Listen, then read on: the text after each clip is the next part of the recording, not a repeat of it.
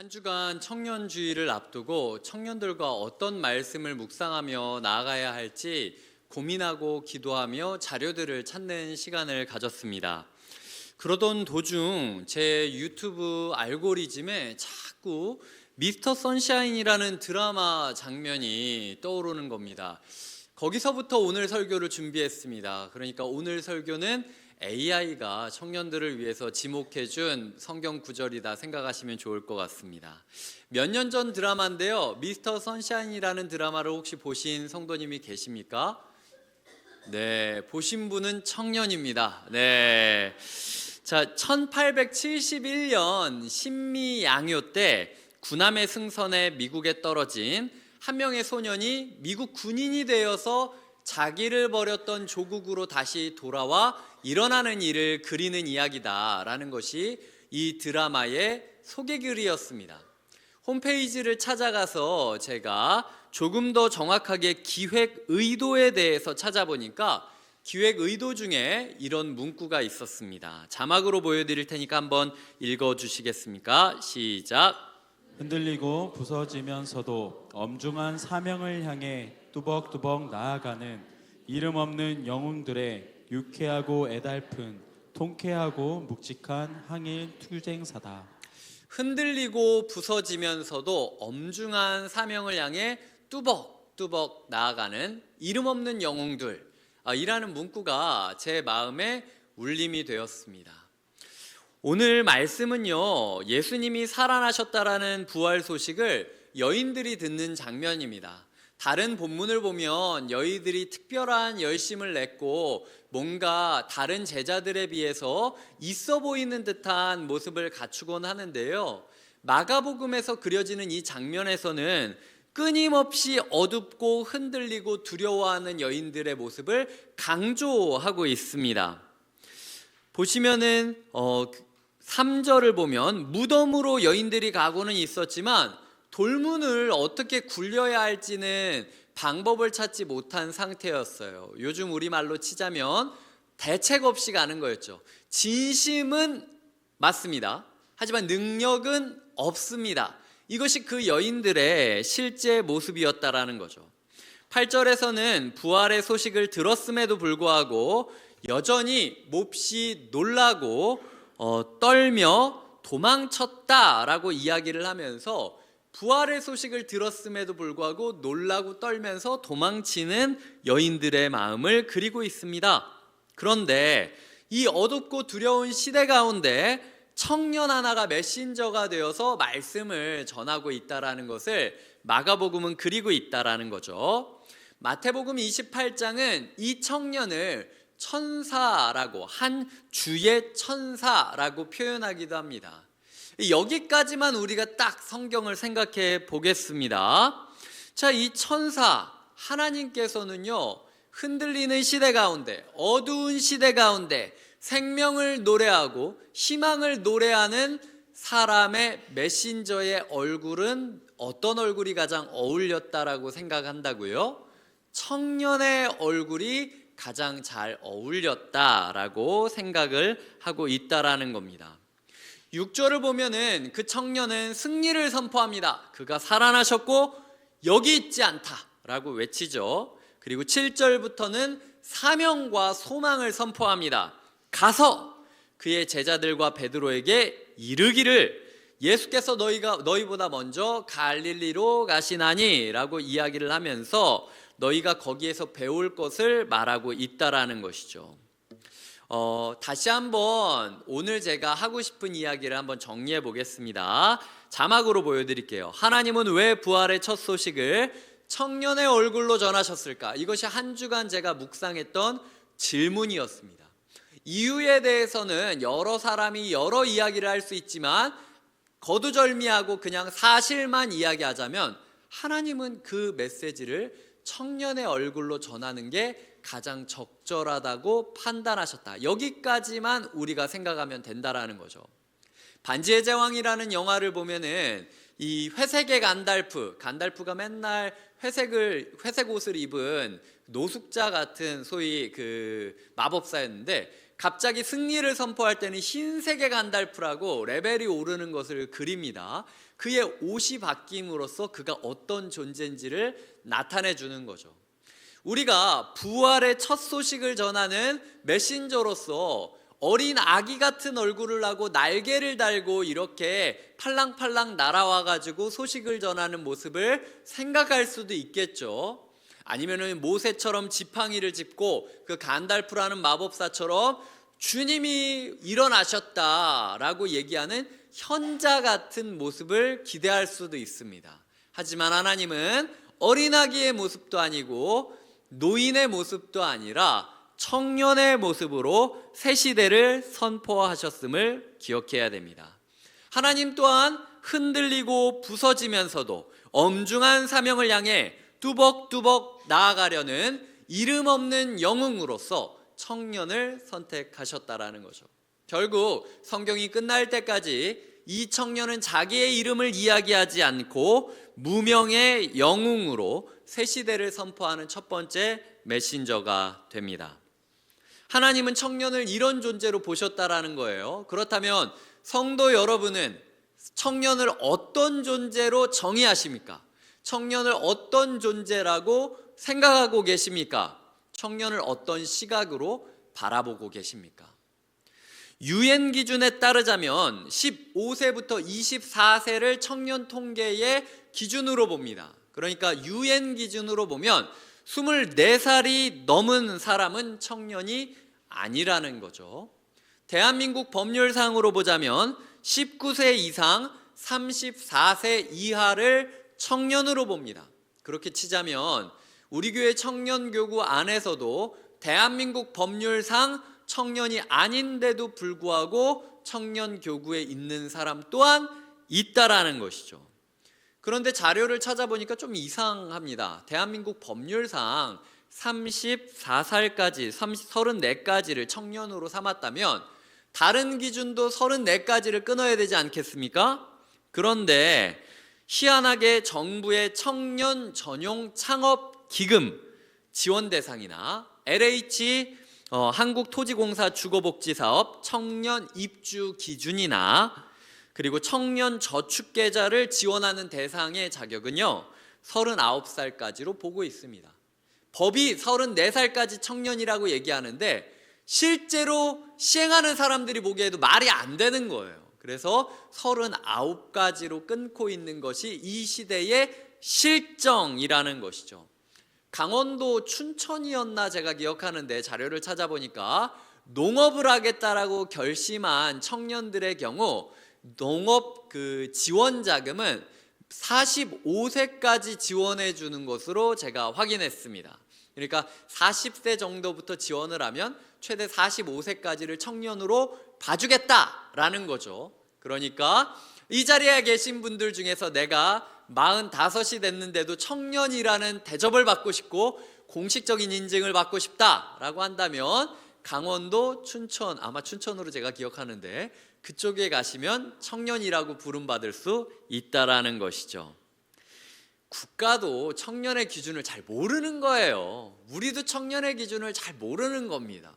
청년이 뭐냐고 물어보면은 젊은 친구들이요. 그러면 몇 살까지가 젊으냐라고 물어보면 말이 다 다르고요. 결혼 안 한 친구들이요. 요즘은요 1인 가족이 대세입니다. 계속해서 수치가 늘어가고 있어요. 그럼 1인 가족은 평생 청년이라는 이름으로 그렇게 낙인 찍혀야 되는 것입니까? 아니거든요. 우리의 모습 가운데서도 청년이라는 단어를 바로 정의 내리고 있는지를 생각해 보아야 된다라는 겁니다. 그렇다면 역사는 청년이라는 단어를 어떤 연유로 쓰게 되었는가? 라는 역사적인 부분에 있어서 청년이라는 단어를 좀 거슬러 올라가 보도록 하겠습니다. 미스터 선샤인의 배경이 된 그 시기 1871년 그 어린 아기였던 소위 이병헌 역할을 했던 아역 배우가 미국에서 한참 자라고 있었을 신미양요로부터 10년 정도 뒤에 이수정이라는 청년이 있었습니다. 1882년 이모군란이라고 구식군대와 신식군대가 부딪혔던 때가 있었는데 이모군란이 일어났을 때 이 이수정이라는 사람은 농부로 변장을 합니다. 그래서 민비, 우리가 명성황후라고 알고 있는 그 민비를 농부로 변장을 해서 지게에 싣습니다.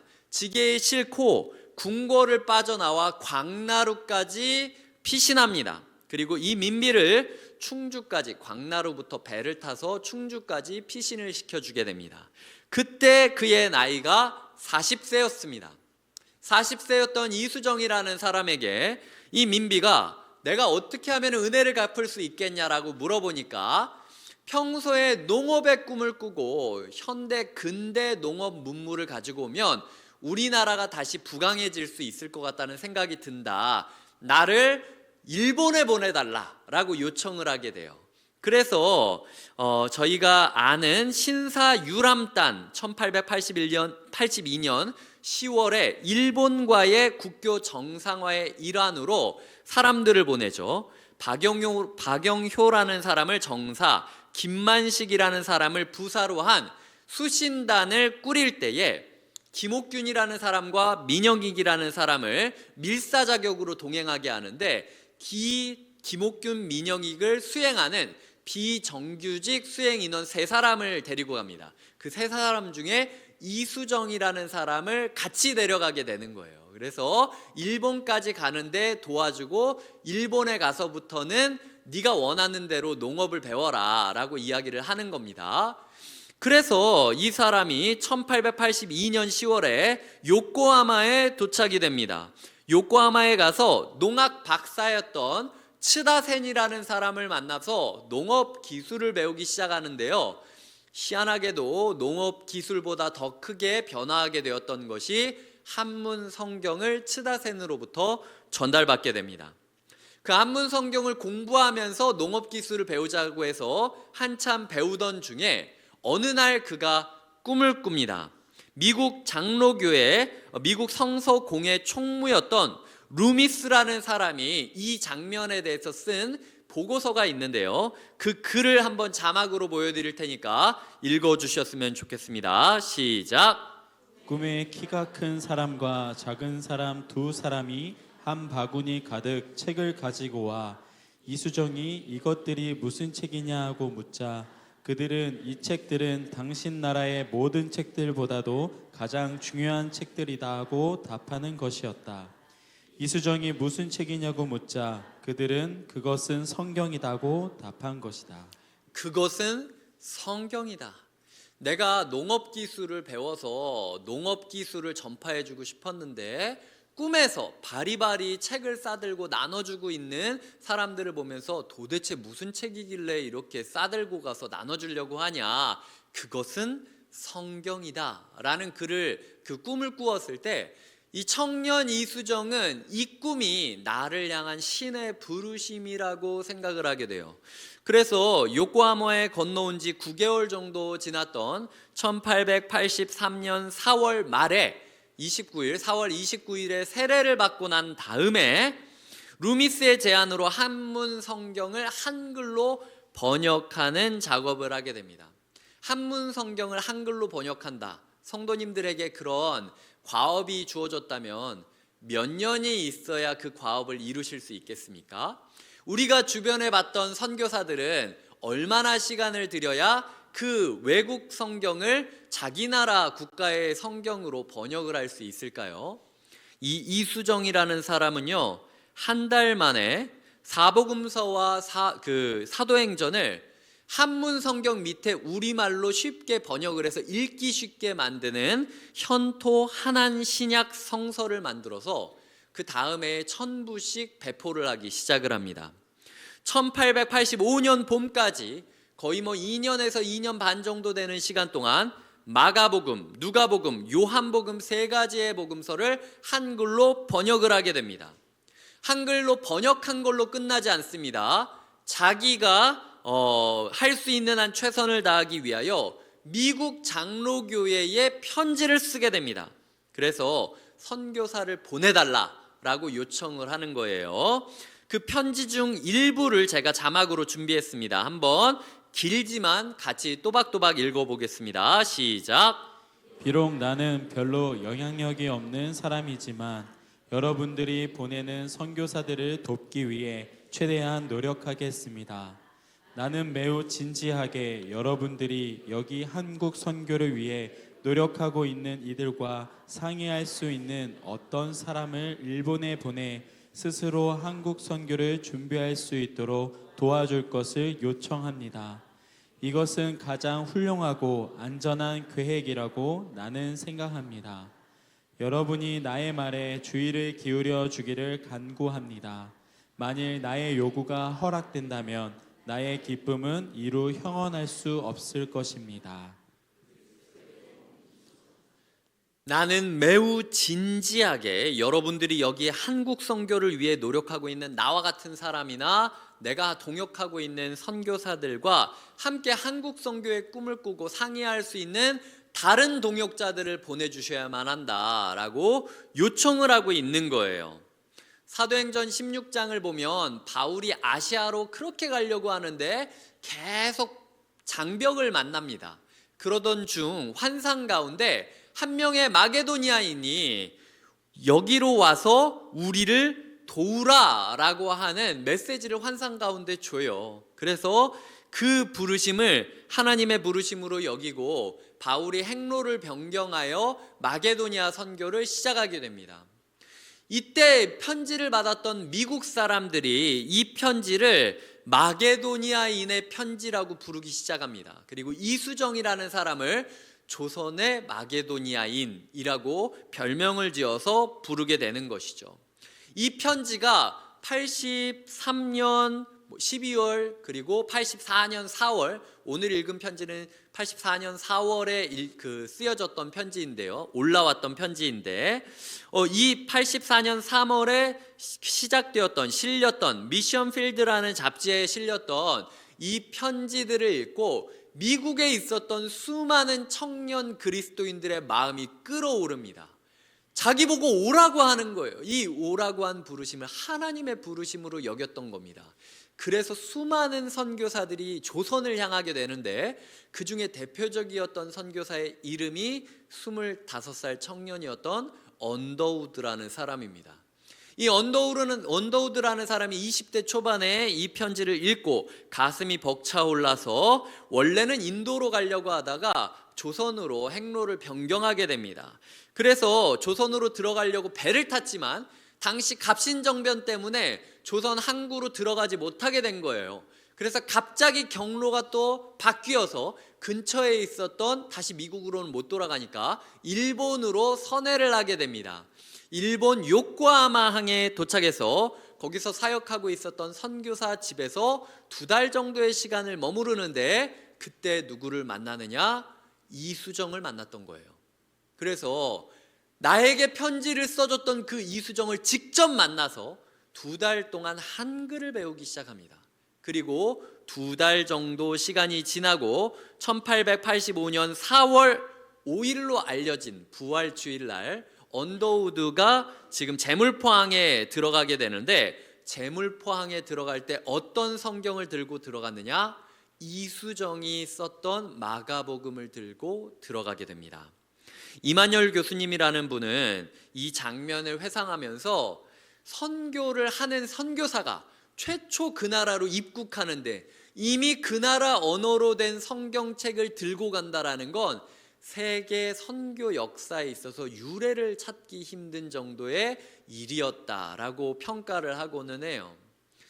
세상 어느 나라가 선교를 생각해 보면 선교사가 외국에서 꿈을 꾸고 그 나라 알지도 못하는 사람들에게 복음을 전하러 들어오는데 우리나라는 시작부터 특이했던 거예요.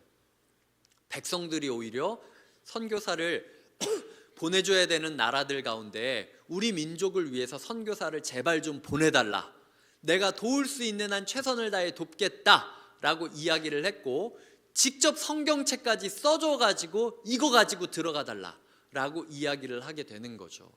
그렇게 기적적인 모습으로 25살의 언더우드라는 사람은 조선에서 사역을 시작하게 됐고, 언더우드라고 하면은 우리나라 사람들이 대부분 알고 있는 것처럼 선교사의 명문가가 되어서 대한민국을 바꾸는데 큰 역할을 하게 됩니다. 그런데 1885년 이 이수정이라고 하는 사람도 조선으로 귀국하게 됩니다. 어떻게 귀국하느냐? 자기가 돌봐주었고 자기가 믿고 있었던 김옥균이랑 의견이 틀어지자 김옥균이 2번이나 자객을 보내서 이수정을 죽이려고 했던 거예요. 몸에 상처를 입었는데 상처가 회복되지가 않습니다. 죽기 전에 고향 땅이라도 밟겠다라는 마음으로 힘겹게 조선 땅으로 들어왔습니다. 그게 언더우드가 들어왔던 해의 일이었습니다. 하지만 그는 이름도 없이 빚도 없이 세상을 떠나게 되었고, 지금도 우리가 이수정이라는 이름을 이야기하면 언더우드라는 이름은 알아도 이수정이라는 사람이 누구지? 라고 고개를 갸웃할 정도로 잊혀진 무명의 사람이 되었다라는 것이죠. 하지만 역사는, 우리는 그를 잊었지만 역사는 그를 잊지 않았습니다. 후에 언더우드가 계속 사역을 해보니까 이게 청년들이 바뀌지 않으면 안 되는 거예요. 그래서 당시 1896년에 도쿄 유학생들 사이에서 청년이라는 단어가 등장하게 되었는데, 그 단어를 가지고 와서 1903년에 황성기독 청년회, 황성기독 청년회라는 것을 서울에서 시작을 하게 됩니다. 이게 영어 이름이 무엇이냐? YMCA라는 것을 이 언더우드랑 질레트라는 사람이 처음으로 서울에서 열면서 청년이라는 단어를 조선에 소개를 하게 되는 거예요.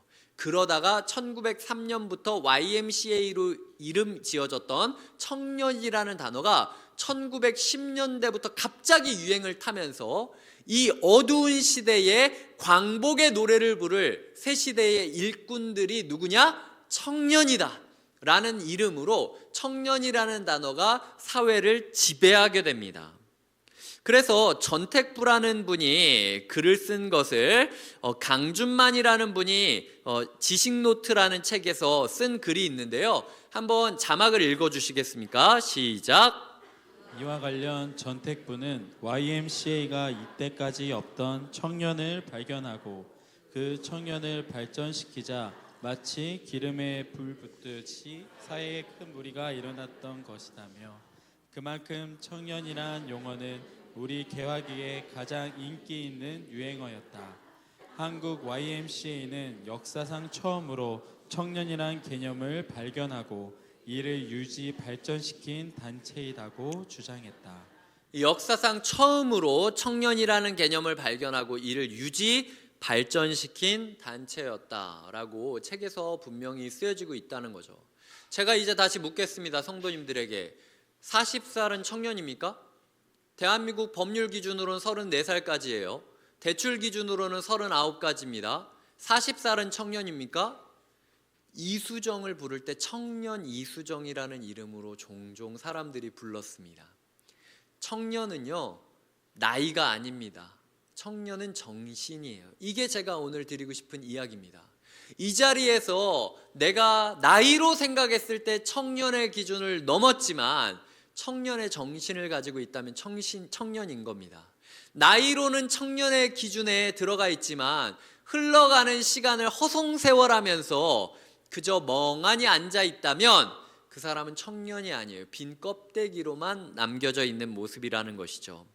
40세 청년 이수정이 복음을 받아들이고 복음으로 인하여 변했던 게 2년에서 2년 반밖에 되지 않습니다. 하지만 진심으로 성경을 연구했고 진심으로 하나님의 부르심에 응답했고 진심으로 사람들에게 부르짖었던 이 청년 이수정의 사역으로 인하여 25살의 언더우드라는 청년이 바통을 이어받아서 사역을 하게 되었고, 그 언더우드가 다시 자라면서 또 다른 청년들에게 YMCA라는 이름으로 기독교 청년의 가치를 외치자 수많은 청년들이 그 YMCA를 통해서 광복을 노래하는 사람들이 되었다라는 것이 역사의 기록이라는 거예요. 이게 우리가 대한민국에서 이야기하는 청년의 시작점이라는 겁니다. 외치는 사람이 없는 한 새 시대가 열리지는 않아요. 이게 이수정과 언더우드를 통하여 그리고 YMCA를 통해서 우리가 역사 가운데 배운 것이기도 합니다. 성경도 동일하게 이야기하고 있어요. 마가복음 1장을 한번 생각해 볼까요? 마가복음 1장에 세례 요한이 나옵니다. 세례 요한이 왕궁에 있었나요? 광야에서 낙타 털옷을 입고 회개의 세례를 명령하며 갈릴리 나사렛으로부터 왔던 예수에게 세례를 주면서 새 시대가 열렸다, 광야에서 외쳤던 소리가 세례 요한이라는 거예요. 마가복음의 끝은 어떻습니까? 한 청년이 나오죠. 무덤에서 희고 긴 겉옷을 입고 먼저 가신 예수님을 따라가라고 명하고 나사렛 예수의 부활 소식의 첫 선포자가 되면서 부활 시대의 첫 번째 목소리가 되는 것이 마가복음의 끝입니다. 아까 제가 이수정이 성경을 번역했다고 하지 않습니까? 이수정이 가장 먼저 번역했던 성경이 마가복음입니다. 이수정은 세례 요한의 광야 메시지를 들었던 거예요. 한 청년의 무덤에서의 메시지를 들었던 겁니다. 자기 또한 그런 메신저로 살겠다라고 결단했던 겁니다. 그리고 이수정은 자객의 암살을 받아서 괴로워하다가 서서히 죽어갔지만 세례 요한이 지나고 예수 그리스도께서 오신 것처럼 언더우드라는 새 청년을 통하여 새 시대가 열리는 것을 소망하며 떠났던 것이 이수정의 마지막이었다라는 사실을 기억해야 된다라는 것이죠. 세례 요한은요, 목이 잘려 죽은 사람입니다. 이수정이 어렸을 때 집안 식구들이 천주교를 믿었기 때문에 친척 중 한 명과 친구 중 한 사람이 천주교를 믿었다라는 이유로 죽었던, 순교했던 것을 이수정은 어렸을 때부터 기억하고 있었다라고 전하고 있어요. 그 사람들이 어떻게 죽었는가? 팔과 다리를 먼저 절단한 다음에 피 철철 흘리면서 괴로워하고 있을 때에 목을 쳐서 죽였다라고 합니다. 그걸 어렸던 이수정은 보았고 예수 믿으면 저렇게 되는구나, 평생 트라우마에 있었다라는 거예요. 그럼에도 믿었다는 겁니다. 그렇기 때문에 그는 일본에서 자기의 동역자들한테 종종 이렇게 이야기했다라고 해요.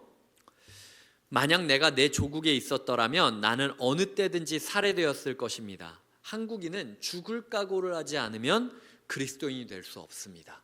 이렇게 몇 차례나 동역자들한테 이야기를 했다라고 하는 것이 이 이수정의 증언이라는 거죠. 그가 그 마음으로 내가 세례 요한처럼 목이 잘린다 할지라도 전하겠다라고 했던 성경책, 그 성경책을 들고 대한민국의 최초로 선교사가 입국했다라는 사실을 우리는 잊지 말아야 됩니다. 저는 이 이수정이라는 사람 또한 이 시대가 잊어버리고 있었던 무명의 영웅, 미스터 선샤인 중 하나였다라고 소개를 하고 싶었어요. 시편 110편 3절을 한번 읽어주시겠습니까? 시작. 주의 권능의 날에 주의 백성이 거룩한 옷을 입고 즐거이 헌신하니 새벽 이슬 같은 주의 청년들이 주께 나오는도다.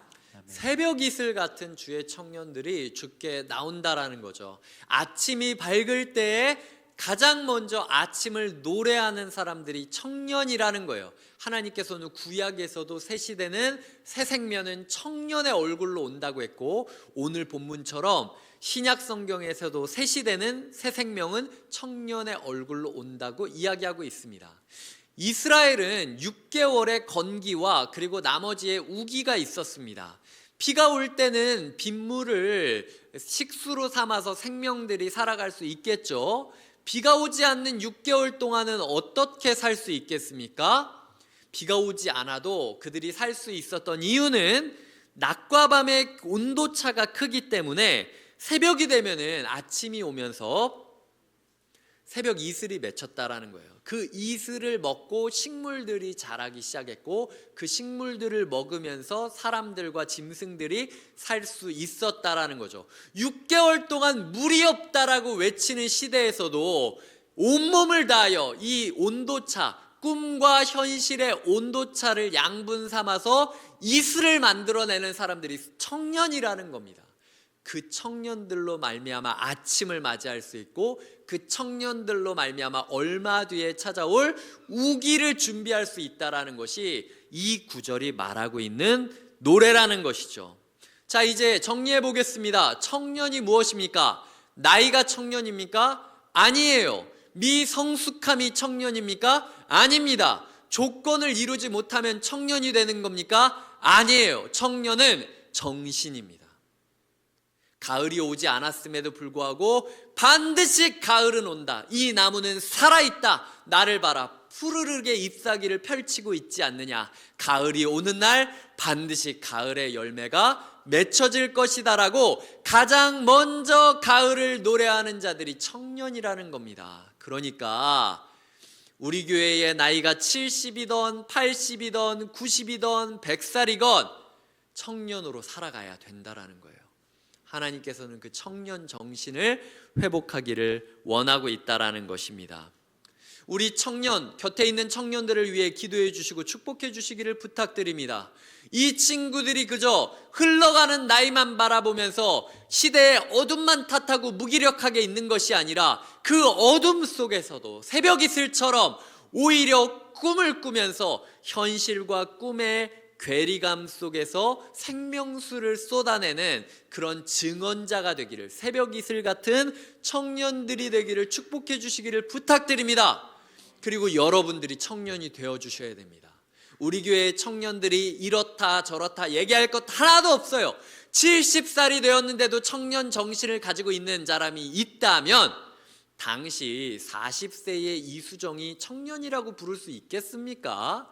당시 40세는 요즘으로 치자면 60세, 70세랑 거의 맞먹는 거예요. 하지만 그가 꿈을 가지고 25세 언더우드에게 꿈을 전달해 주었을 때 그 또한 청년 이수정이라는 이름으로 불리게 된다는 겁니다. 여기 청년이 앉아 있다는 거예요. 여러분이 청년이 되어 주셔야만 다음 세대가 일어날 수 있다라는 겁니다. 더 이상 청년이라는 단어를 어린 친구들한테 밀어내지 마십시오. 내가 바통을 넘겨준다라는 마음으로 그 친구들에게 청년 정신을 전달해 주시기를 꿈꾸시는 성도님들이 되시기를 부탁드립니다. 마지막으로 6절에 있는 내용을 제가 읽어드리겠습니다. 그가 살아나셨고, 여러분들을 보셨을 때 예수님이 살아났다라는 게 보여야 된다는 거예요. 여기 계시지 아니라 여러분을 보셨을 때 사람들이 지금 우리가 어디로 향하는지 방향을 정확하게 볼 수 있어야 된다는 거예요. 보라, 그를 두었던 곳이니라. 나를 봐라, 무덤 속에 있는 나지만 그럼에도 불구하고 문제에 함몰되어 있는 것이 아니라 복음의 꿈을 꾸면서 이렇게 달려가고 있다. 이제 나와 함께 갈릴리로 가자라고 이야기하는 것이 우리가 외쳐야 될 청년의 목소리임을 기억하시며 한 주간 가열차게 달려가시길, 뚜벅뚜벅 걸어가시길 주님의 이름으로 부탁드립니다.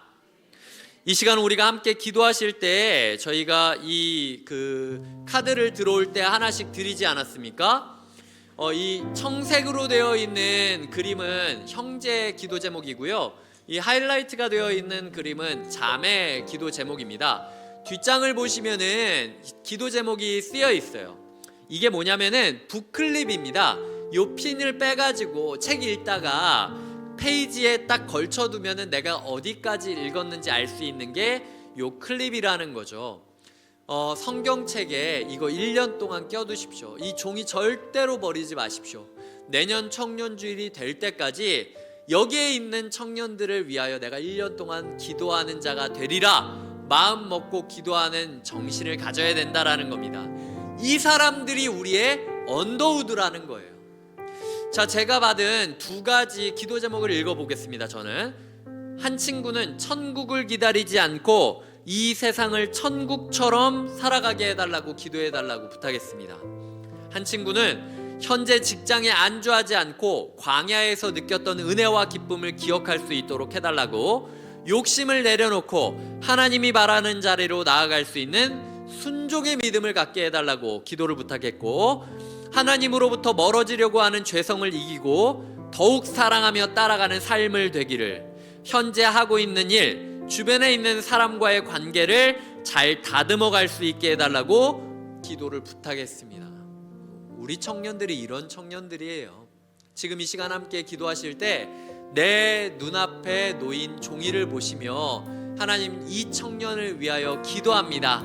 함께 기도하며 우리가 청년 정신을 회복하는 시간을 갖도록 하겠습니다. 기도하시겠습니다. 하나님 아버지, 우리 마음 가운데 청년 정신이 회복되어지고 청년 정신이 이어지게 하여 주시옵소서.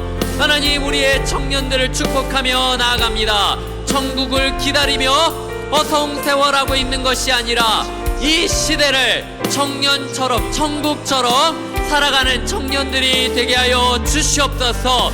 현실에 안주하거나 현실에 무너지는 것이 아니라 광야 가운데서도 은혜를 부어주셨던 하나님의 은혜를 노래하고 기쁨을 기억하며 사랑하고 순종하는 자들이 되게 하여 주시옵소서. 주변 사람들과의 관계 가운데 하나님께 조율받아지고 하나님 아버지와 함께 걸어가는 동행자가 되게 하여 주시옵소서. 하나님, 우리 청년들 가운데 하나님의 은혜가 부어지기를 원합니다. 하나님의 사랑이 부어지기를 원합니다. 이 친구들이 또 다른 이수정이 되어 또 다른 언더우드가 되어 또 다른 누군가에게 복음의 정신, 청년의 정신, 새벽 이슬의 정신, 푸르름의 노래를 이어갈 수 있게 하여 주시옵소서. 우리의 공동체 가운데 청년의 외침이 끊임없이 울려 퍼지게 하여 주시옵소서. 이 시간 함께 찬양할 때 함께 지어져 가네 라는 찬양을 부르며 우리가 함께 세워져 갈 공동체를 꿈꾸며 나아가겠습니다.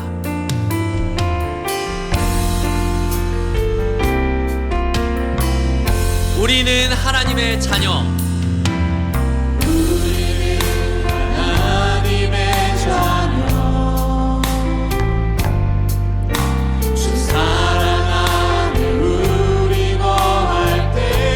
주님 나를 사랑하신 것, 주님 나를 사랑하신 것 같이 우리도 서로 사랑할 수 있네. 우리는 주의 몸된 교회입니다. 우리는 주의 몸된 교회. 뭐든지 제가 예수님의 마음을 닮아가며 고통과 즐거움 함께 나누네. 하나님 안에서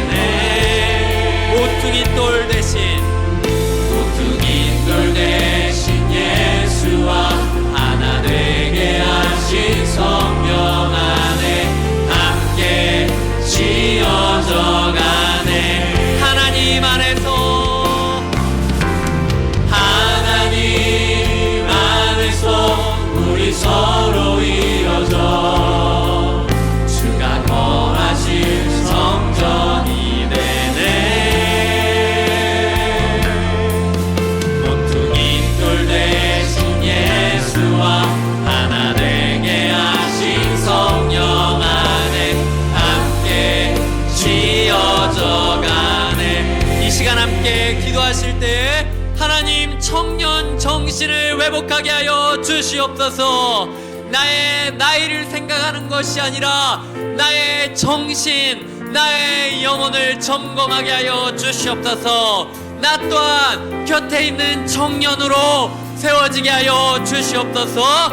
이 시간 주여 한번 부르고 기도하겠습니다. 주여.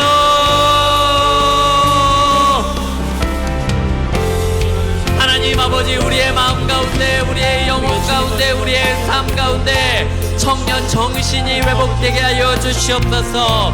이수정이라는 청년이 당시 나이로 치자면 청년의 나이를 훌쩍 넘겼지만 그의 마음 가운데 청년의 정신이 있었기 때문에 그는 청년으로 살 수 있었습니다. 하나님, 내가 청년으로 정신을 시작하지 않는다면 전해줄 것이 없음을 깨닫게 하여 주시옵소서. 이수정이 언더우드에게, 언더우드가 YMCA를 통하여 서울에 있었던 기독 청년들에게 복음의 정신을 주었고 자유의 정신을 주었고 독립의 정신을 주었듯 모두가 어둡고 가능성이 없고 희망이 없다라고 이야기하는 이 시대 가운데 하나님, 우리 청년들이 일어나게 하여 주시옵소서. 새 시대를 노래하며 오히려 낮과 밤의 일교차 때문에 이슬을 맺고 자신을 내어줌으로 세상을 먹일 수 있는 존재가 되게 하여 주시옵소서. 새벽 이슬 같은 주의 청년들이 나오게 하여 주시옵소서.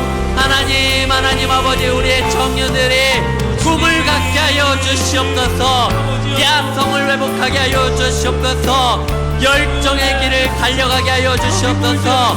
광야에 있다 할지라도, 무덤에 있다 할지라도, 낯선 땅에 있다 할지라도 그 꿈을 포기하지 않게 하여 주시옵소서.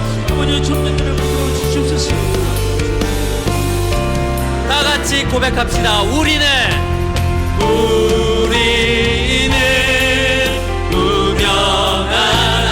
유명한 자요. 죽음의 위기 속에도 참 생명 가졌고 근심 하나 기뻐하며 가난한 가는 이를 부욕해 하는. 다 같이 일어나 찬양할까요? 우리는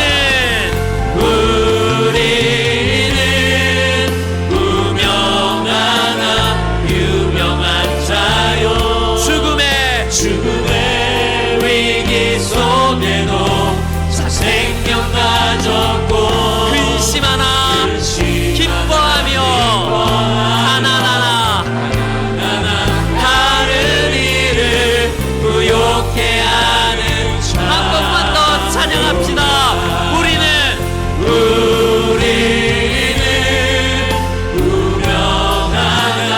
유명한 자요.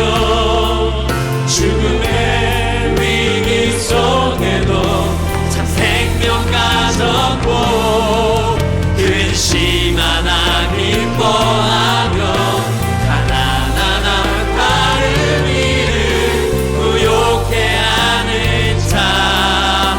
모든 것 가진 차로다. 모든 것 가진 차로다.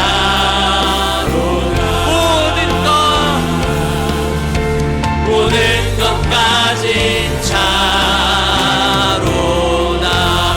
하나님께 결단의 박수를 드리겠습니다.